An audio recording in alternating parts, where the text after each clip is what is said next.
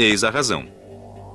No joelho, os ossos da coxa e os da canela se encontram e são amortecidos por uma camada de cartilagem. Retire os ossos e você poderá ver a camada com facilidade. Olhando por dentro, fica claro que com o desgaste natural, um pequeno orifício desenvolveu-se na camada de cartilagem e os dois ossos estão em contato neste ponto. À medida que se atritam, as superfícies são danificadas. Sem tratamento, a articulação pode ficar extremamente dolorosa. A isto dá-se o nome de osteoartrite, que afeta muitas pessoas mais idosas. Embora em forma, Bud tem osteoartrite nos dois joelhos.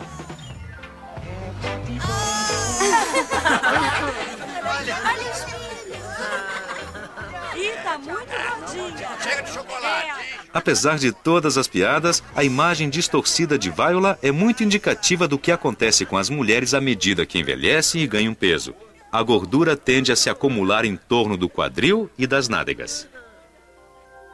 Há uma diferença principal entre os sexos.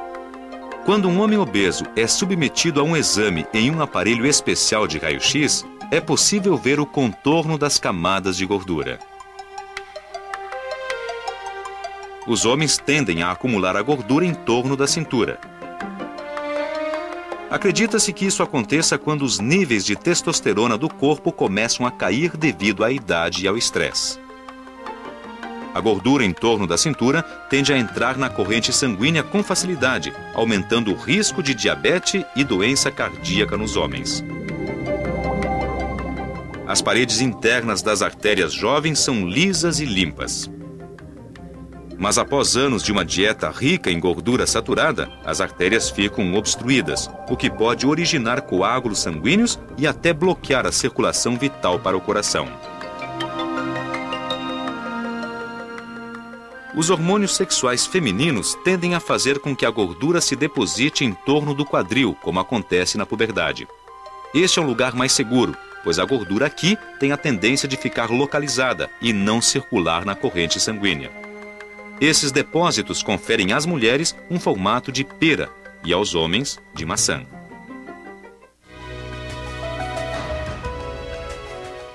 Bud e Viola estão viajando para a reunião de família e, em seguida, para o Alasca. Para eles e para todos nós, há muitas mudanças durante a vida. Mas a questão mais interessante não é tanto como mudamos, mas por que mudamos. O envelhecimento é um dos grandes paradoxos da biologia humana, pois afinal, os nossos corpos estão sempre se renovando. A nossa pele está sendo continuamente substituída. A maior parte da poeira que encontramos em uma casa é pele morta que descamou à medida que foi substituída por células novas. A simples fricção do seu braço cria uma pequena tempestade de células da pele mortas.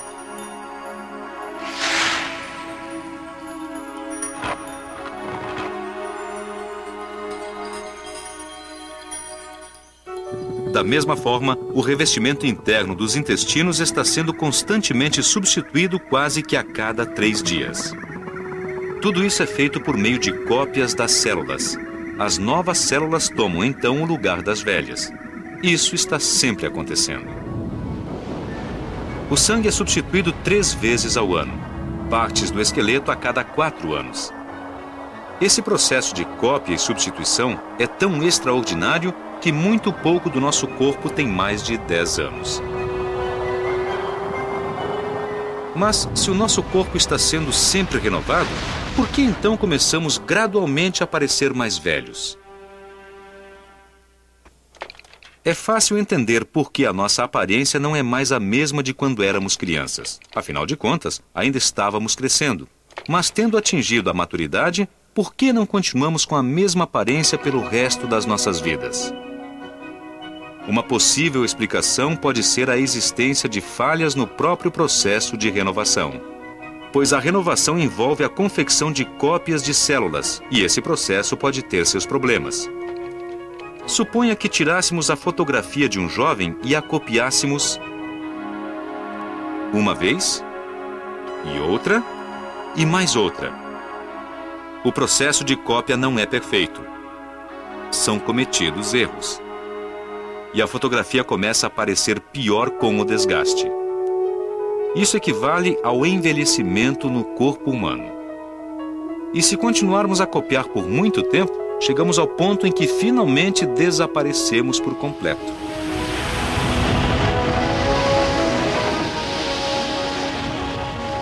Essa é uma teoria que explica o envelhecimento, mas há uma outra que diz que envelhecemos devido a algo que é vital: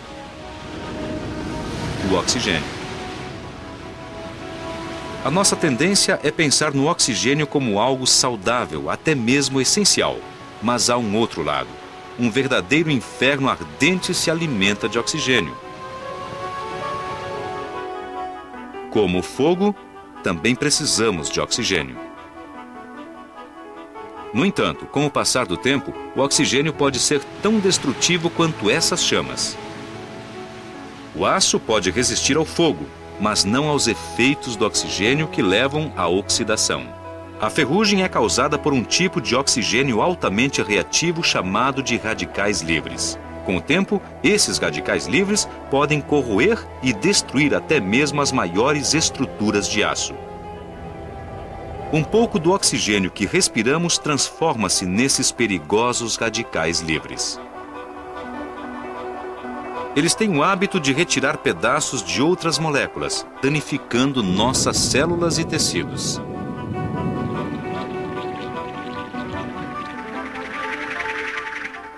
Hoje acredita-se que o acúmulo de danos devido à ação dos radicais livres seja uma importante causa do envelhecimento.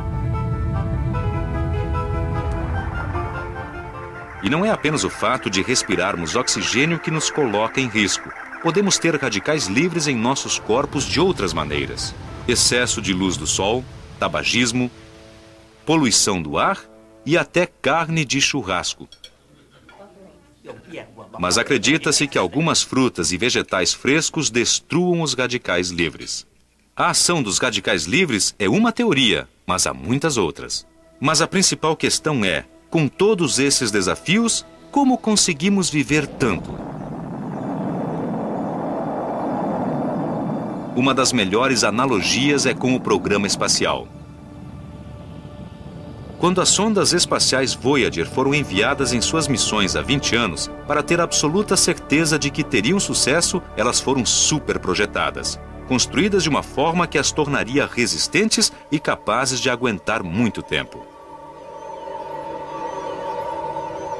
Como a Voyager, também somos construídos para durar, projetados com todo tipo de redundâncias: óvulos extras, espermatozoides extras, até mesmo um pulmão e um rim adicionais.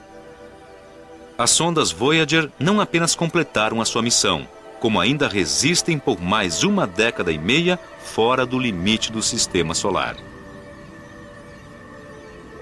Quanto a nós, também sobrevivemos um tempo surpreendentemente longo, maior do que para qualquer outro mamífero. Muito além da época em que podemos ter filhos pela primeira vez. Talvez tenhamos recebido esses anos extras para fazermos algo especial, não apenas para sermos pais, mas avós. Ao chegarem à reunião de família para o aniversário de 45 anos de casamento, Bud e Viola encontraram algo que seria muito intrigante em quase todas as outras espécies: os netos. Que saudade. Tudo bem com você? E você? Você tá bonito.